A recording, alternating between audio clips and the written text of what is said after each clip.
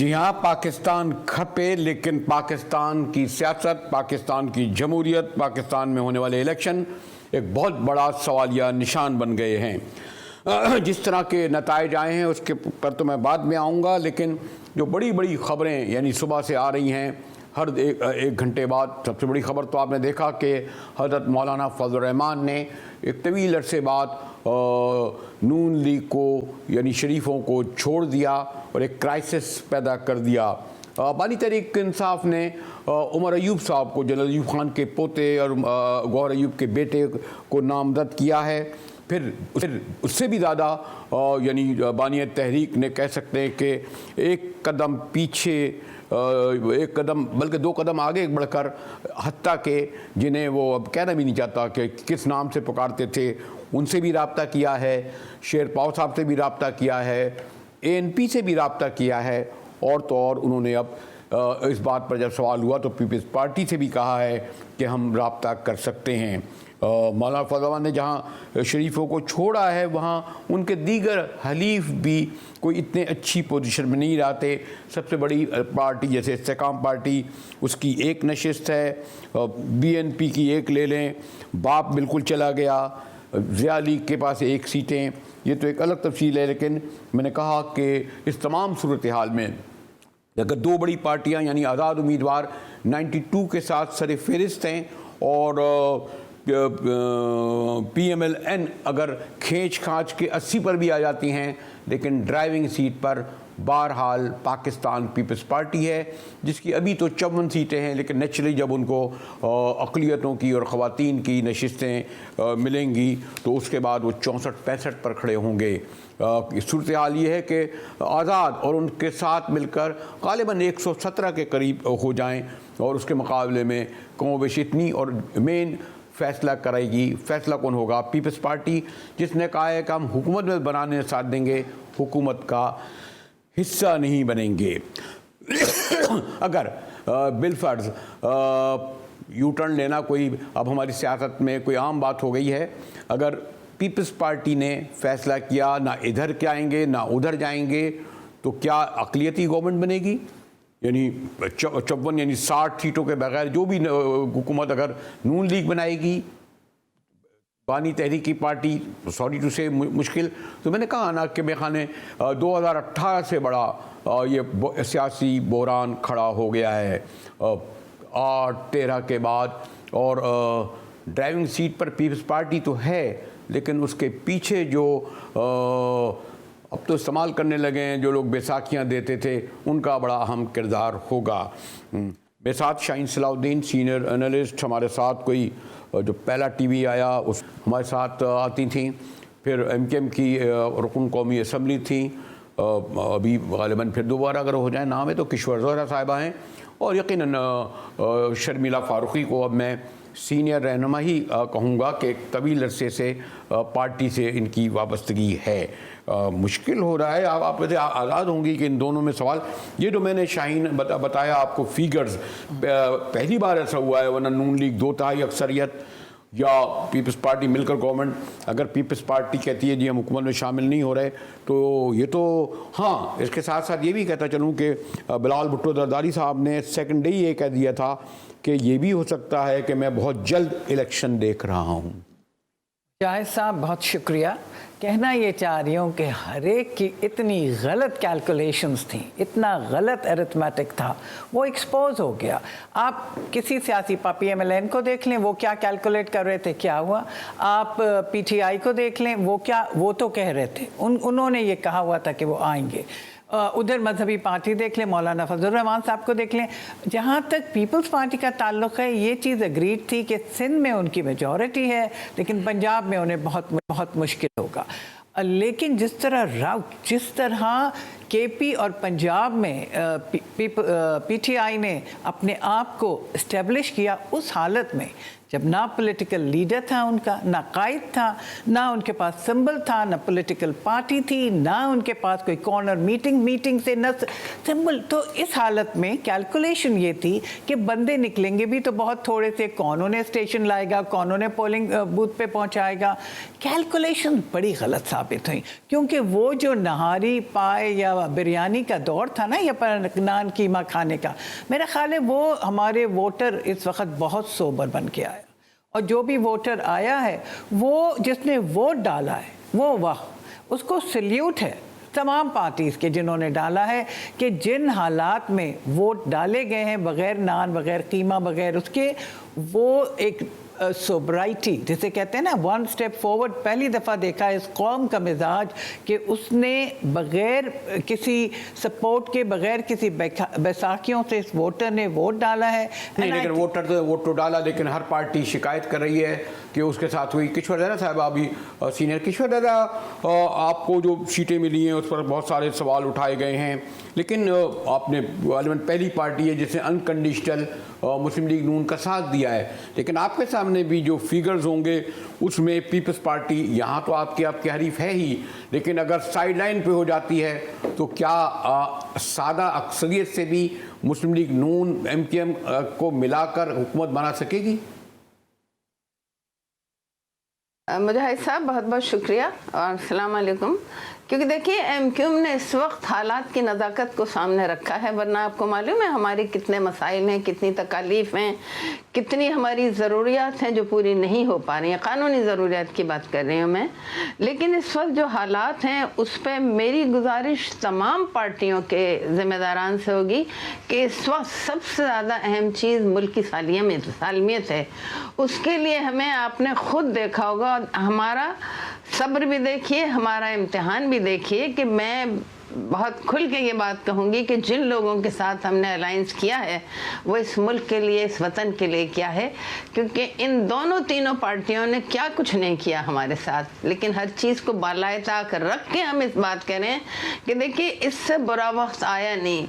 हत्ता के 71 के हालात भी शायद इससे कुछ डिग्री कम थे जो इस वक्त हालात हो गए हैं।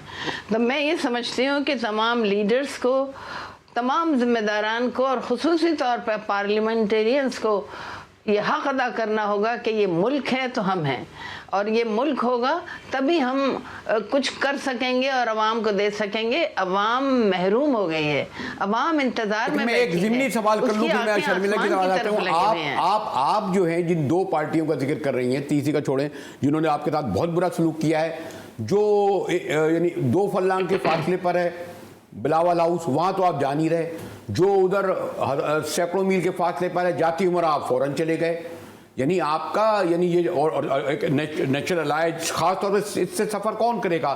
सिंध के शहरी अवाम जो पहले ही सफर कर चुके हैं। आप जिसका जिक्र कर रहे हैं वो खुद भी लाहौर में मौजूद थे, ये बैठक वहीं पे हो रही थी, यहाँ किसके साथ करते? और हमें कोई लड़ाई झगड़ा तो नहीं करना था, हम नहीं समझते किसी भी बात के ऊपर ज़्यादा बहस की जाए। बिलावल हाउस हम चले जाएं या वो हमारे पास आ जाएं, उसका वक्त नहीं है, ये फैसलों का वक्त है। अगर फैसले सही नहीं किए तो मेरे मुंह में खाक कि कोई और ऐसी तकलीफ ना उठानी पड़े कि हमारे पास कुछ भी ना बचे। हमें वतन को बचाना है, मुल्क को बचाना है और अवाम को बचाना है, हमारे पेश नज़र यही चीज़ है। जी शर्मिला, मैंने जैसे कहा कि ये अजीब बात है कि नून लीग की हुकूमत तो बनाएंगे, वजारतें नहीं लेंगे, और मैं नहीं चाहता दोहराना कि बिलावल साहब ने, अच्छा है, मेरे ख्याल में शहबाज साहब तो थे लेकिन नवाज शरीफ नहीं थे मौजूद, उनके बारे में क्या नहीं कहा कि तीर से शेरों को, चले इलेक्शन से पहले सब कुछ होता है, लेकिन ड्राइविंग सीट पर मुझे लगता है अभी पीपल्स पार्टी है 54 वोटों के साथ, और गालिबन एक तवील अरसे बाद बानी तहरीक को अडियाला जेल में यह ख्याल आया कि नहीं, अब एक मफाहमत की तरफ चलना चाहिए, गालिबन राब्ते भी किए जा रहे हैं। तो हुकूमत बनाने और तोड़ने में मरकज़ी किरदार इस वक्त लगता है कि पीपल्स पार्टी का बन गया है, ऐसा ही है। लेकिन अगर वजारतें नहीं लेती तो इसके माने आप चाहती होंगी 1-2 वोटों पे खड़ी हुई हुकूमत को कभी भी गिरा दिया जाए, या फिर उसको आप अपनी मर्जी से उसको चलवाएं? जी बहुत शुक्रिया बरेली साहब। देखिए, पाकिस्तान पीपल्स पार्टी जो भी फैसले करती है वो मुल्क के वसीतर मफाद में करती है। इस वक्त जो नंबर्स हैं इंडिपेंडेंट्स के पास, PMLN के पास और पीपल्स पार्टी के पास, इन तीनों जमातों के पास वो क्लियर सिंपल मेजॉरिटी नहीं है कि कोई भी जमात अकेले वजीर आज़म मुंतखब कर ले। अब आगे की जानिब क्या देखना? अब इस सिनेरियो के अंदर अगर कोई एक दूसरे का साथ नहीं देता तो क्या होगा? We will probably go towards re-election. और क्या ये मुल्क इस वक्त इस बात का मुतहम्मिल है कि हम दोबारा इतना महंगा इलेक्शंस कराएं? क्या हमारे पास रिसोर्सेज हैं और फिर क्या रिजल्ट आता है? शायद ऐसा ही कुछ लगभग रिजल्ट आए। और आपको याद होगा इलेक्शन से पहले भी जब इंटरव्यू में सदर जरदारी साहब से बात की गई थी तो उनका एक तज्जिया था कि शायद आगे आने वाले दिनों में इलेक्शन के अंदर तमाम जमातों को कुछ ना कुछ मैंडेट मिले। कोई क्लियर मेजॉरिटी ऐसा नजर नहीं आ रही और गालिबन ऐसे ही कुछ हुआ। अब इशू क्या है? हमें PMLN ने जब अप्रोच किया और हमें उन्होंने अपने साथ शराकतदारी की दावत दी तो हमने मामला CC में रखा और 2 दिन डिलिब्रेशंस के बाद CC ने यह फैसला किया कि हम वज़ीर आज़म को मुंतखब करने में PMLN का साथ देंगे लेकिन वजारतों में शराकतदारी नहीं करेंगे। शर्मिला, लेकिन साथ ही बिलावल साहब ने उसके ये भी कह दिया कि मैं जल्द ही आइंदा ये इंतखाबात आते हुए देख रहा हूँ। यानी उन्होंने, आप कहते हैं ना 50 अरब रुपया खर्च किया, एक तवील हम प्रोसेस से गुजरे, उसके बावजूद आपके चेयरमैन भी ये फोरकास्ट कर रहे हैं कि उन्हें ऐसी पार्लियामेंट जिसमें किसी को अक्सरियत, तो मामूली अक्सरियत, यानी मामूली अक्सरियत से भी पार्टी को हुकूमत बनाने का ना कर सके तो कैसे चलेगी? पहाड़ जैसे मसाइल हैं। इस मुल्क में बड़ी पोलराइजेशन है और गो के अच्छा होता अगर किसी जमात को क्लियर मेजॉरिटी मिल जाती, लेकिन अनफॉर्चुनेटली ऐसा नहीं हुआ और हमें ये नहीं पता कि आइंदा इलेक्शन में क्या हो। शायद किसी को मिले, शायद ऐसे ही कोई हंग पार्लियामेंट आए। लेकिन शराकतदारी प्राइम मिनिस्टर चुनने में पीपल्स पार्टी अपना किरदार अदा करेगी क्योंकि हम चाहते हैं कि हम पार्लिमानी सियासत की तरफ जाएं, पार्लिमान बहाल हो, अवाम के नुमाइंदे वहाँ बैठें, मुल्की मसाइल पे बात हो, अवामी मसाइल का हल ढूंढें, आगे की जानिब चलें। ये जो सियासी गैर इस्तेहकामी है, माशी बदहाली है, इसका खात्मा हो। जिसको भी जो मैंडेट मिला है सबको एतराज़ है। पीपल्स पार्टी को भी एतराज़ है कि जी हमारे पास भी बहुत सारे शवाहिद हैं, बहुत सारे हलकों के अंदर हम भी समझते हैं कि हमारे साथ ज्यादती हुई है, लेकिन हम वो लीगल रिकॉर्स लेंगे जो हमारे पास अवेलेबल है। हम कोई धरने नहीं दे रहे, हम कोई एहतजाज नहीं कर रहे, हम कोई सड़कों पे नहीं बैठ रहे, हम जो एक लीगल प्रोसेस है उसको अडॉप्ट करेंगे।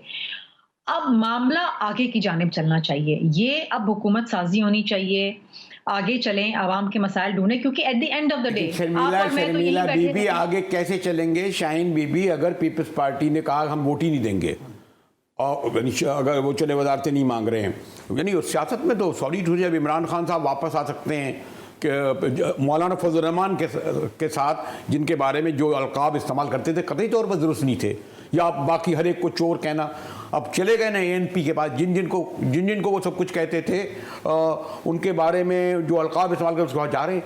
इसी तरह पीपल्स पार्टी भी जो कुछ, मेरे ख्याल में इस वक्त तो मुझे लग रहा है कि बिलावल साहब ने क्या नहीं कहा शरीफ के बारे में, वो तो फिर नून लीग के बारे में कह रहे थे, तो हैरत नहीं होगी कि वो या तो अगर इधर या उधर नहीं गए पीछे हट जाएं। मैं एक शेर पढ़ देती हूँ, आप समझ जाएंगे।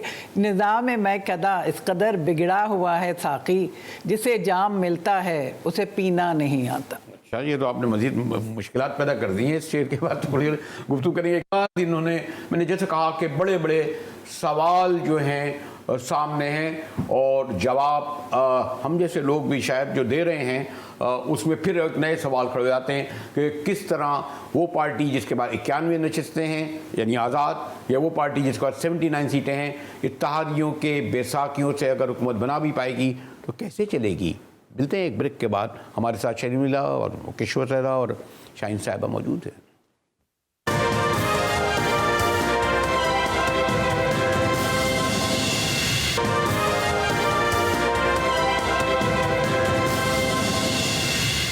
GTV में एक बार फिर मुजाहिर वली आपको खुशामदीद कहता है। और आप सोचते होंगे कि आज मेरी तीनों मेहमान क्यों ख़वातीन हैं।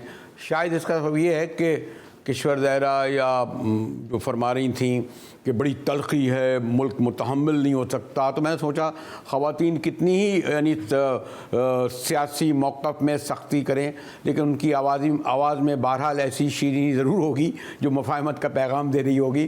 तो जी किशोर भी ऐसा ही है ना, इसीलिए मैं आपकी तरफ आ रहा हूँ कि लेकिन जो भी हुकूमत बनी, अगर वो उसका इन्हिसार यानी मैंने कहा ना, एक तो किसी एक पार्टी पे होगा और बदकिस्मती से जो अभी हमारे यहाँ सियासत है, ये मैं ब्लैकमेलिंग का लफ्ज़ तो इस्तेमाल नहीं करता, लेकिन गिव एंड टेक, प्रेशर, दबाव, यानी जो रिज़ल्ट आए हैं मेरे ख्याल में शायद आपकी जो इस्टेब्लिशमेंट है उसकी भी तवक्को के ख़िलाफ़ बरखिलाफ़ आए हैं।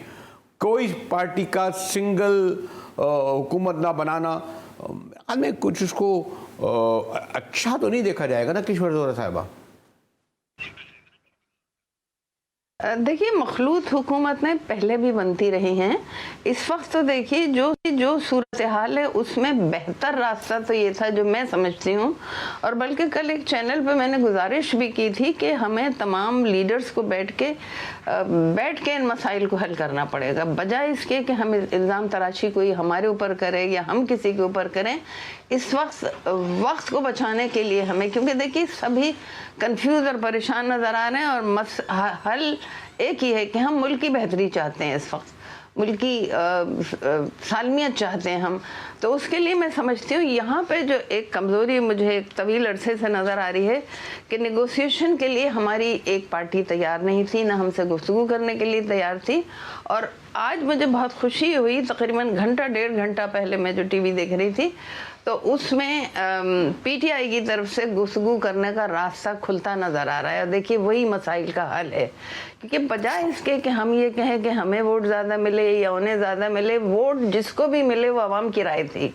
तो हमें उसके ऊपर देखते हुए इन तमाम इख्तलाफात को ख़त्म करें, मखलूत हुकूमत के तौर पर ही बैठ जाना चाहिए, लेकिन गुफ्तगू आपस में ज़रूर करना चाहिए। लेकिन किश्वर ज़ोहरा साहिबा, माज़रत के साथ तारीख बड़ी शफ़ाफ़ होती है, ये भी तो है ना कि जब तहरीक इंसाफ की हुकूमत बनाने के लिए आपने और चंद लोगों ने 15 बैसाखियाँ दी तो खड़ी हो गई।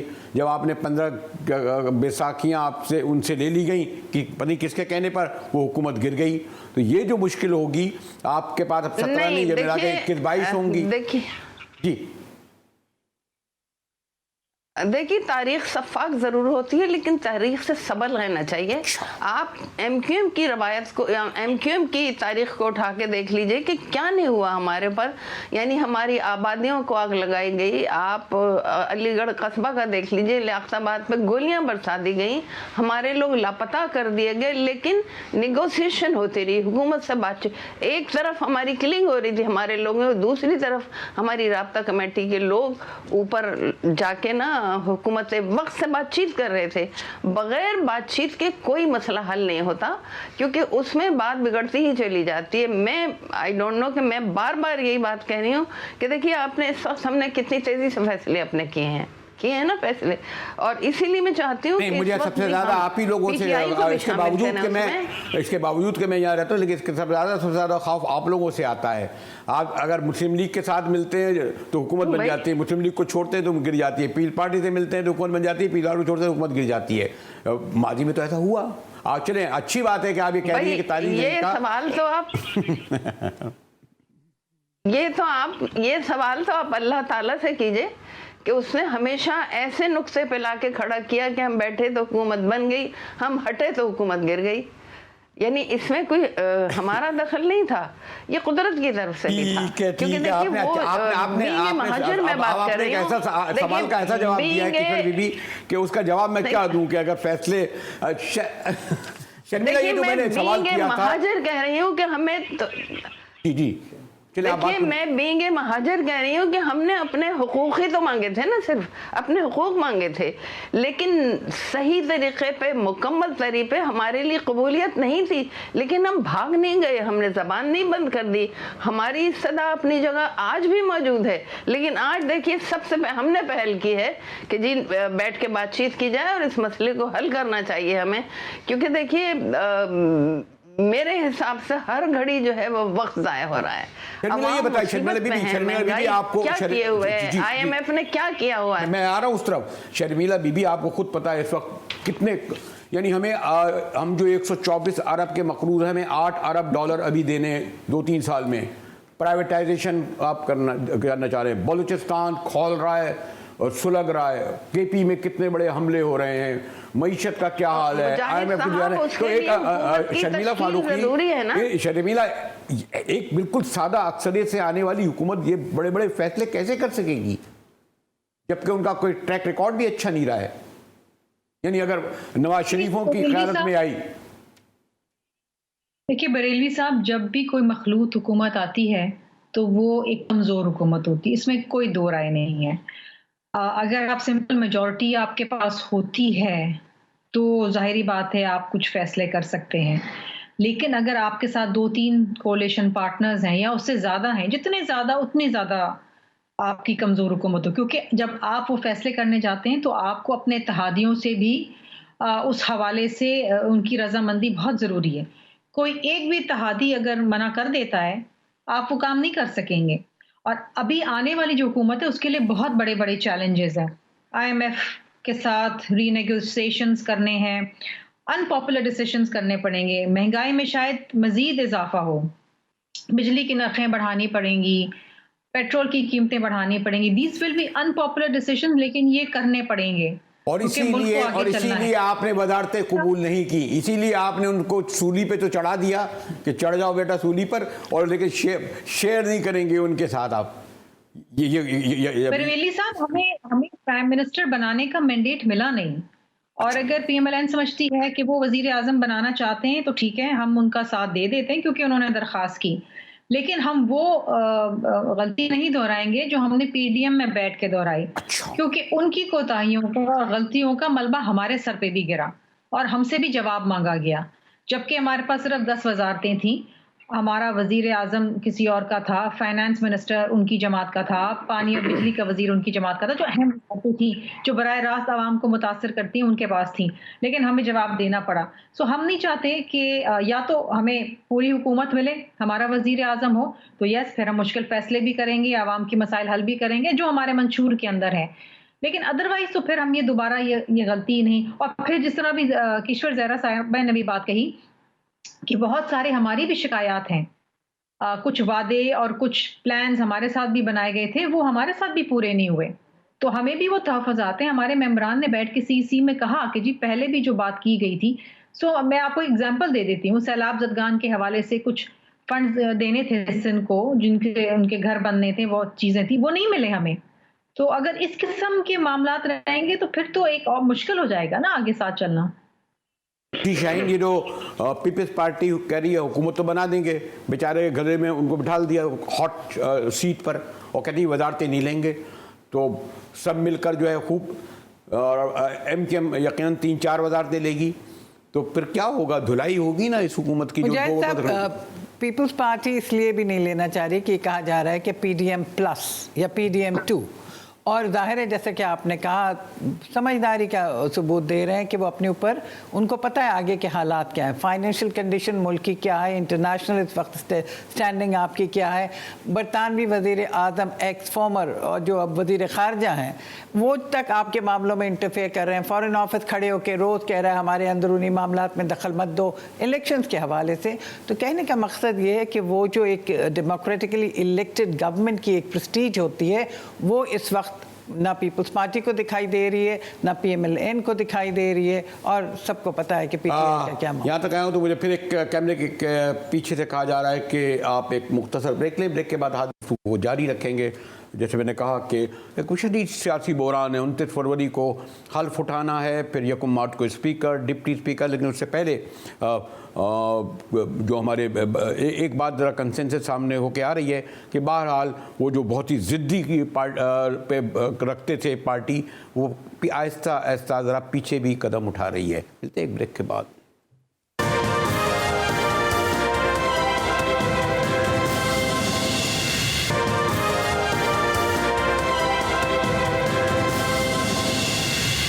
टीवी में एक बार फिर मुजाहिर वली आपको खुश आमदीद करता है। शरीक मेज़बान शाहीन सलाउद्दीन, हमारी शर्मिला फ़ारूकी, किशोर ज़हरा साहबा।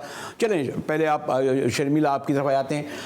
ये जो यानी स्प्लिट मैंडेट आया है या लाया गया है, बड़े शकूक व शुबात का इज़हार किया जा रहा है, कहा कि जी वो भी मिसकैलकुलेट कर रहे थे, उन्हें यकीन नहीं था कि आज़ाद उम्मीदवार 92 की तादाद में कामयाब होंगे। तो पीर पार्टी के बारे में इट्स ओके, क्योंकि पंजाब में कोशिश करी, बड़ा आया। आप भी ये समझती हैं कि ये जो इतनी तादाद में यानी 92, और अगर इनको अगर वो मिल गई सीटें तो कितना बड़ा हुकूमत के आगे जो आप बैठकर चलाएंगे रुकावट बनेंगे? देखिए जी, आपको मालूम है कि पीटीआई की क्या सियासत है, बड़ी जारहाना सियासत है। माज़ी में भी उन्होंने पार्लियामान को कोई हैसियत या कोई इज़्ज़त तो दी नहीं।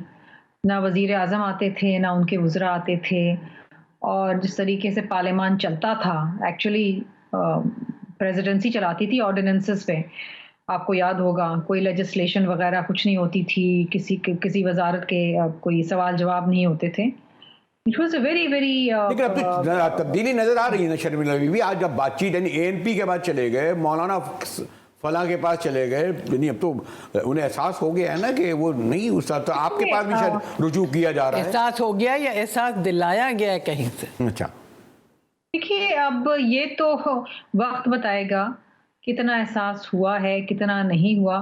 गुफ्तगू और लबो लहजों से तो नहीं लगता कि कोई खास खातिर ख्वाह कोई फ़र्क आया है या एहसास हुआ है। ये ज़रूर कह रहे हैं कि हम पार्लियामान में जाएंगे, इस्तीफ़े नहीं देंगे। अब पार्लियामान में जाके क्या करते हैं? आया पार्लियामान को चलने देते हैं या नहीं चलने देते हैं? ये एक बड़ा सवाल, बिकॉज़ मेरा ख़्याल है पीटीआई को खुद नहीं मालूम उसने करना क्या है। उनको कभी नहीं मालूम होता कि उन्होंने क्या करना है। जारहाना सियासत रही है, गालम गलोच की सियासत रही है, सबको आइसोलेट करके खुद अकेले चलने की सियासत रही है, ये उनकी सियासत रही है। खुदा करे ये तब्दील हो और मुल्क की मफाद में वो काम करें। लेकिन ये जो भी बात हो रही थी ना कि किसी को नहीं मालूम था कि जी ये हो जाएगा, फला हो जाएगा। देखिए, वी न्यू, हमें मालूम था कि इस बार जो 65% वोट रजिस्टर्ड वोटर है वो 18 से 35 साल की उसकी उम्र है, और वो वोटर बाहर निकलेगा, बिकॉज ये वोटर बहुत और तहरीक इंसाफ को देगा। समझ है नहीं, तहरीक इंसाफ को देगा ये भी किसी को भी देगा। देखिए, अच्छा, ये जो तासुर है ना बरेली साहब, ये जो तासुर दिया जा रहा है ना कि सिर्फ पीटीआई का वोट पर, ऐसी बात नहीं। पीटीआई के वोट बैंक में 13% इजाफा हुआ है और पीपल्स पार्टी के वोट बैंक में 18.1% इजाफा हुआ है।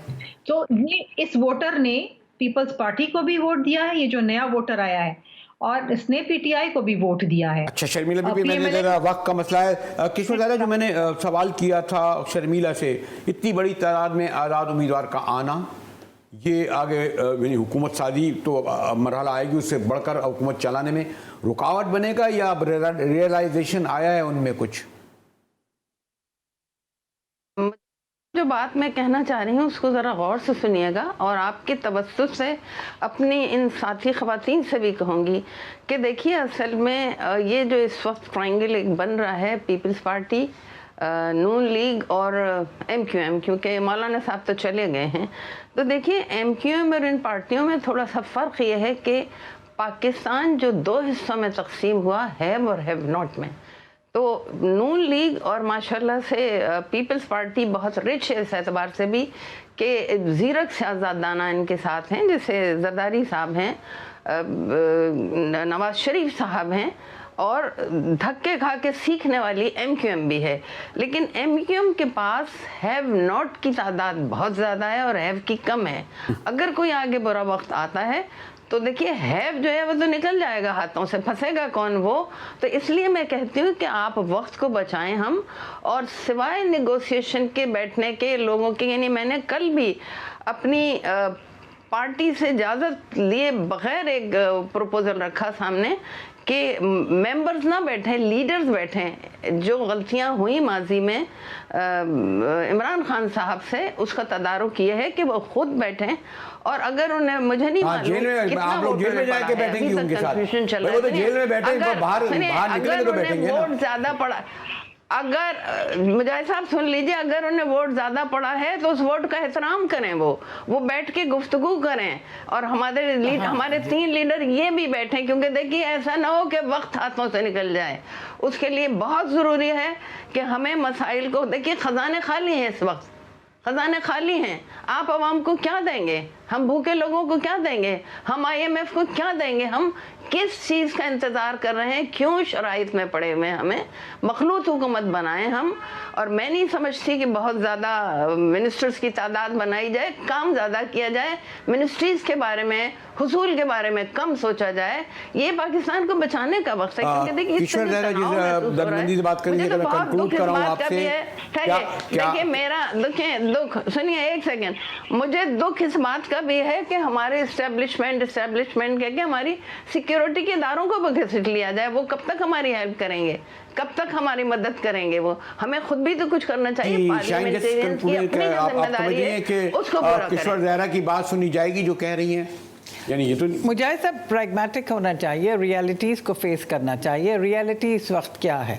रियलिटी ये है कि एक डिवाइडेड मैंडेट है। रियलिटी ये है कि जिस पार्टी ने मेजॉरिटी लिए हैं वो कह रही है कि धांधली है, जो भी हुआ है या उसके वोट्स की रिगिंग हुई है। आई थिंक अगर आज ओन चौधरी के लिए जो नोटिफिकेशन वापस लिया गया है, अगर एक दो और सीट्स को वापस लिया गया तो मेरा ख्याल है और दूसरी पार्टियों में भी बड़ा हिजान पैदा होगा। तो कोई कंसेंसस, बिल्कुल सही कह रही है किशोर जहरा साहिबा, कहीं बैठ के कंसेंसस होना चाहिए। लेकिन इमरान खान के पास जेल में तो कोई भी नहीं जाएगा करने, ना ही इजाज़त दी जाएगी। आप तीनों खवातीन इतनी अच्छी गुफ्तगू कर रही थी कि मैं तो चाह रहा था कि ये जारी रहे, लेकिन आपको इल्म है कि जो कैमरे के पीछे लोग होते हैं वो भी बड़े शफ़ाक होते हैं। कहते हैं नहीं जी, बस आप इस पास इतना वक्त है कि इन तीनों मोहतरम खवातीन का शुक्रिया अदा करते हुए इजाज़त लें। सो मुजाहिद बेली को GTV से आप लोगों का शुक्रिया अदा करते हुए इजाज़त दें। शुक्रिया।